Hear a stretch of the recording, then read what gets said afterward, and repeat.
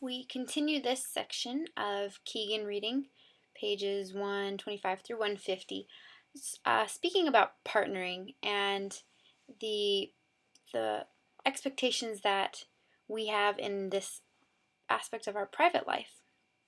And so we learned that triumph over our third order of consciousness includes intrinsically caring about another's viewpoint, truly and genuinely caring, not just as a means of satisfying our own egocentric needs, but executing true socialization, where the individual is part of the society because the society has truly become part of him.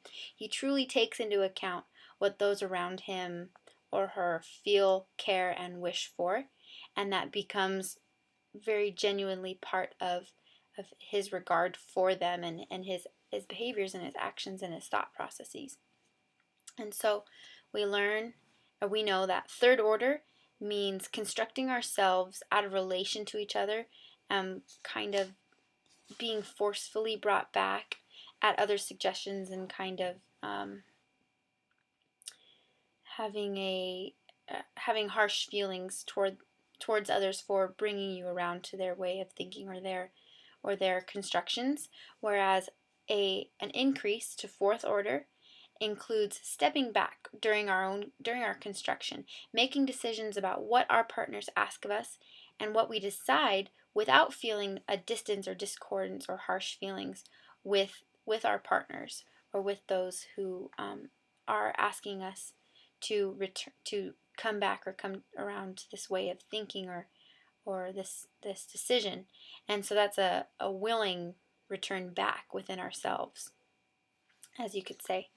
We are made up or by each other's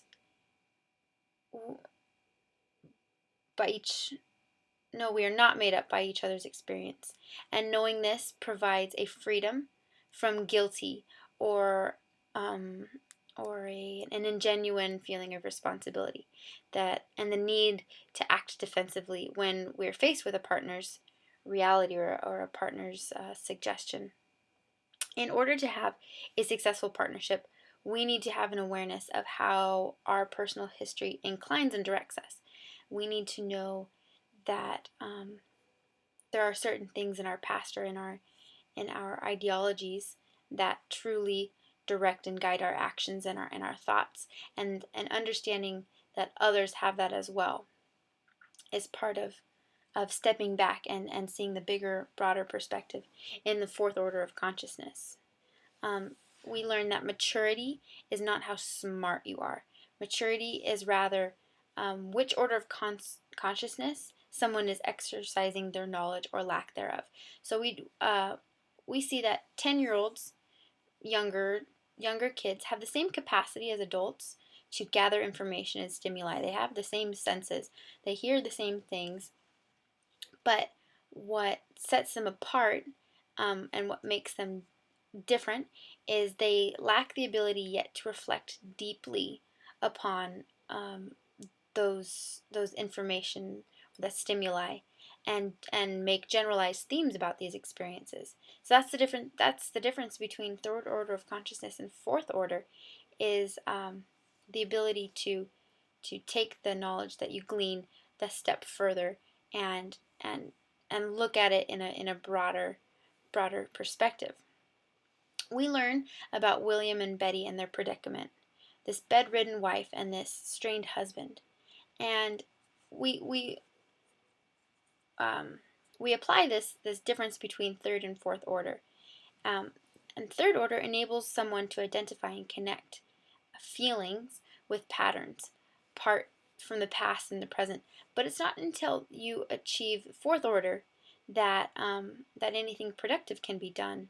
That you truly can have a broader, better perspective and see your decision in relation to the decision, or see your relationship to the relationship. While you're in third order consciousness, you're too far enmeshed or too far in the situation and in making the decision. But making a decision about making the decision is when you are able to be classified as fourth order of consciousness. And this is an objectivity over our issues, rather than a third order where you're stuck in subjectivity underneath them. So from all of this, we know and we can see that the skills that we're expected to execute within our private lives are those that are publicly designed, those that are made and ordered all around us. Many other partners and parents in our culture and in our communities share these same expected roles and tasks that we have and that we experience.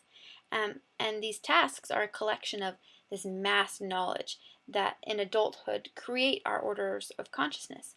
And so we are demanded, kind of in this modern adulthood, to create our own order of consciousness to successfully fulfill these expectations placed on us. And the reason that we're in over our heads is because they would normally be achieved or found in the mental consciousness of a collective community. These things are usually able to or expected to be found and addressed with a greater knowledge. And we just don't have those yet. Kegan is asserting that we don't have those capabilities and those supports to address that curriculum and successfully maneuver our way out of it. So this loss of community and this lonely state that we're in is very difficult.